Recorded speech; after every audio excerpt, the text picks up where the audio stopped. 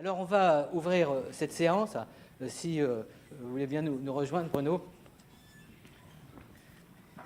Pendant des années, et on a eu des discussions homériques, y compris avec Catherine Olivet, pendant des années, on se disait, mais quand on fait nos colloques sur la maladie d'Alzheimer, est-ce qu'on n'aurait pas véritablement un enjeu de fond à pouvoir faire intervenir les personnes les plus concernées, c'est-à-dire les personnes qui vivent la maladie.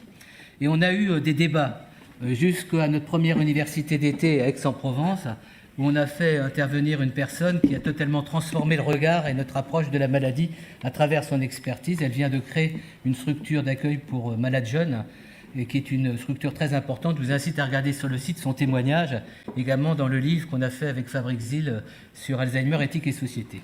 Et donc, on s'est dit, il nous faut une personnalité de qualité, qui a une réflexion, donc qui est accompagnée par son mari, Nicole Coularet, qui est édile, donc qui a des responsabilités dans sa région. Et c'est important que vous soyez là, vous êtes un politique d'une certaine manière, et vous savez à quel point toutes ces questions d'éthique sont plutôt des questions de politique. Donc on voulait ouvrir notre rencontre par votre témoignage, et je dois vous dire que quand je vous ai eu au téléphone, j'étais très impressionné par votre pugnacité, par votre volonté d'agir, et c'est pour ça que je trouve que c'est intéressant de partir sur du positif, sur de l'enthousiasme, quand on parle d'une manière tellement défaitiste et péjorative de cette maladie. Je vous donne la parole et merci d'être là. Vous pouvez l'applaudir pour lui donner un peu de gingembre.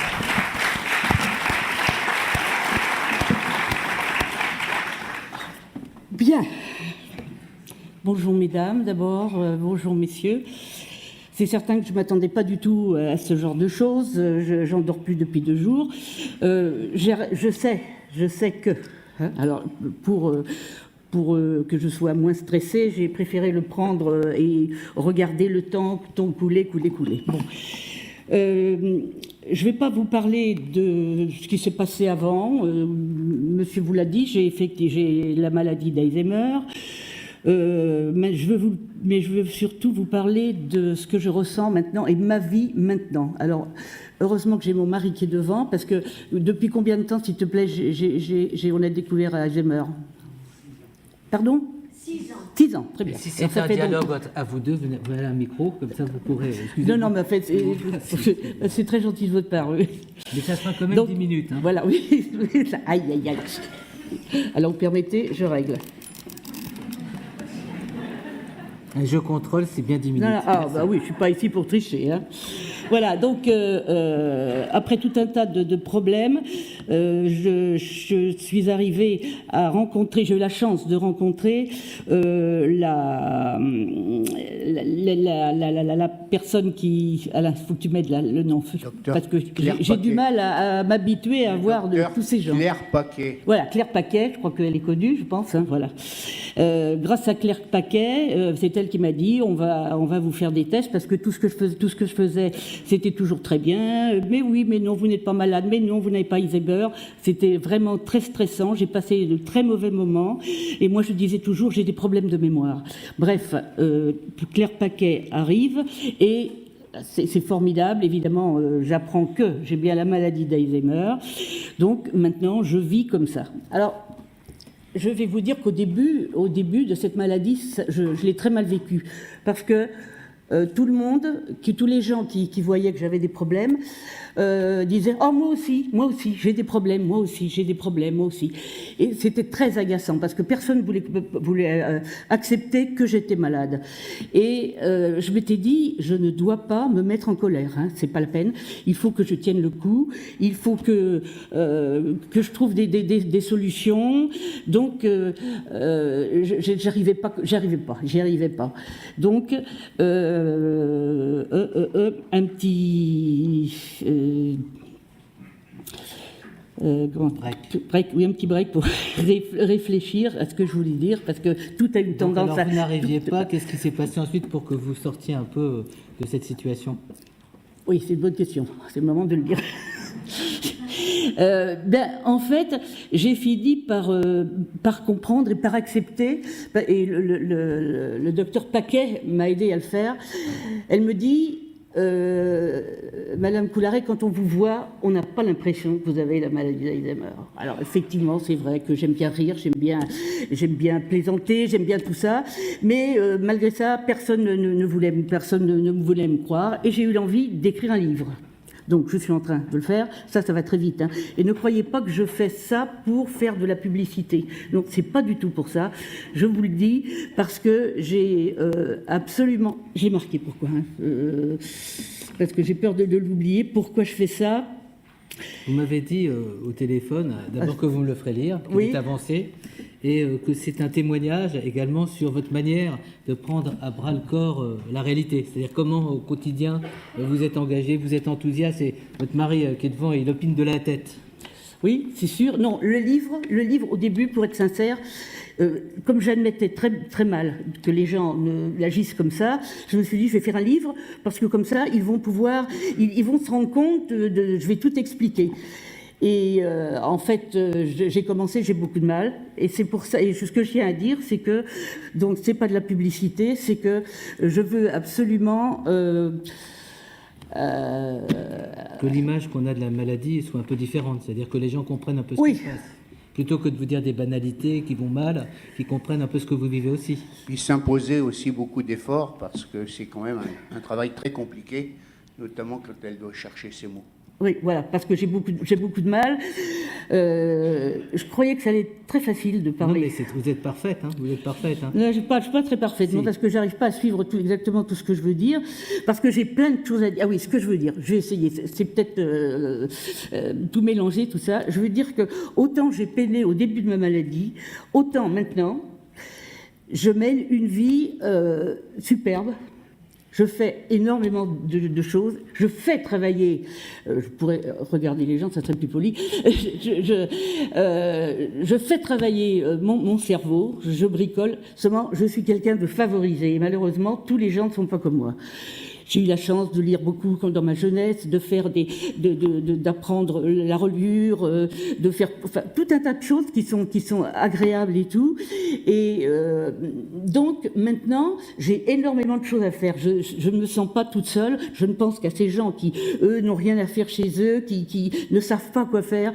Moi, j'ai plein de choses à faire, plein de choses.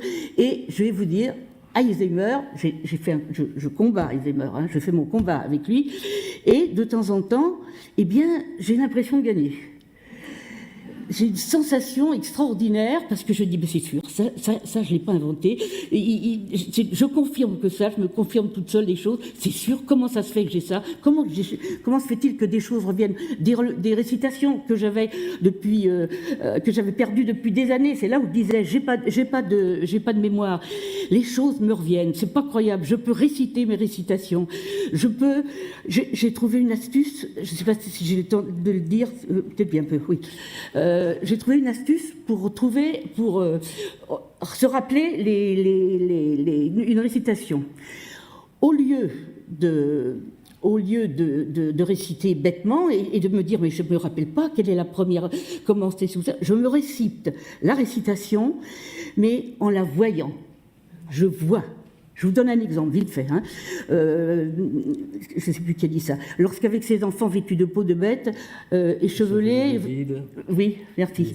Au milieu des tempêtes, Caïn se fut enfui de devant Jéhovah. Comme le soir tombait, l'homme sombre arriva au pied d'une colline en une grande paix.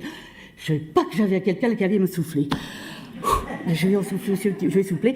Et alors moi, qu'est-ce que je fais quand je dis ça? Je ne dis pas les paroles. Je vois l'image. Et de ce fait, j'arrive à faire ça. C'est prodigieux, c'est un coup d'Alzheimer, je ne sais pas, mais en tout cas, là, je gagne. C'est sûr, je gagne.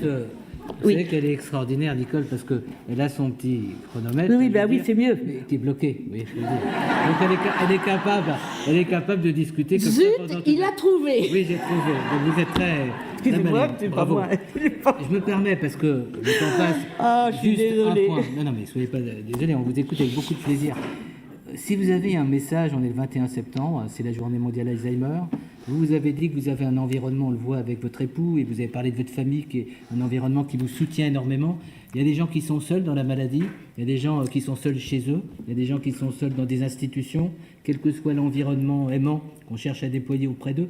Il y a quand même une solitude souvent, et puis beaucoup de vécus très difficiles par rapport à la maladie. Si vous aviez, vous, un message, comme ça, avec votre expérience à faire passer, vous auriez le président de la République devant vous, vous lui diriez quoi par rapport à la maladie d'Alzheimer ? Je voudrais leur dire que pour oublier un petit peu que l'on a Alzheimer, il faut avoir d'autres choses en tête. Alors, on sait les choses les petites choses qui peuvent faire plaisir. Et je me disais, moi, si j'allais un petit peu mieux, peut-être que j'aimerais justement voir avec des gens, leur dire ce qu'ils peuvent faire et s'ils font quelque chose et qu'ils sont contents, quelque chose de simple, mais avoir un petit hobby et le faire régulièrement et être content et pouvoir le raconter à son mari et tout. Et pendant ce temps-là, on ne pense pas à Alzheimer. Voilà, essayez d'arriver pour ne pas y penser du tout, à faire des choses qui vous passionnent. Alors, il y a plein de choses, évidemment. Moi, j'ai trop de choses. Je ne parlerai pas de ce que je fais moi, parce que j'ai une chance, j'ai trop de chance. J'ai trop de chance, donc tout va bien. Alzheimer, il me dit, de temps en temps, je lui dis, mince, comment il faut que je m'en sorte de ça? Il faut que je sorte, je ne sais pas comment faire ça. Le lendemain, je sais comment faire. Et immédiatement, ça ne s'est pas venu tout seul, hein. Voilà, enfin, c'est pas terrible hein, ce que tu dis. D'abord, on peut vous applaudir. J'ai du mal.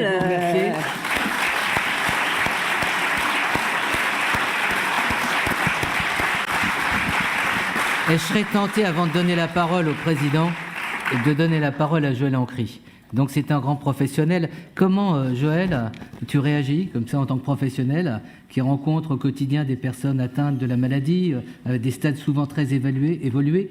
Comment tu réagis par rapport à ce que vient de dire Nicole? Je te passe un micro. Et ensuite, on donne la parole au président de Médiac Alzheimer. Oui, merci de me donner la parole. Je suis, moi, déjà sous l'émotion de ce que vient de dire Madame, et sur, en effet, ce problème de reconnaissance et de, comment dirais-je, le problème quand on pose un diagnostic, et quand on pose un diagnostic à certains stades de la maladie, c'est vrai qu'on a des visions complètement très négatives, on a des visions par les déficits. Et vous montrez qu'on a, malgré des déficits, on a une vie, on a des activités, on peut avoir des choses intéressantes à faire. Et ça vous permet de lutter contre la maladie. Et c'est très, très important. Et j'espère que dans nos actions médicales, nous favorisons ce type d'intervention. Je vous remercie. Merci de cette intervention au débeauté.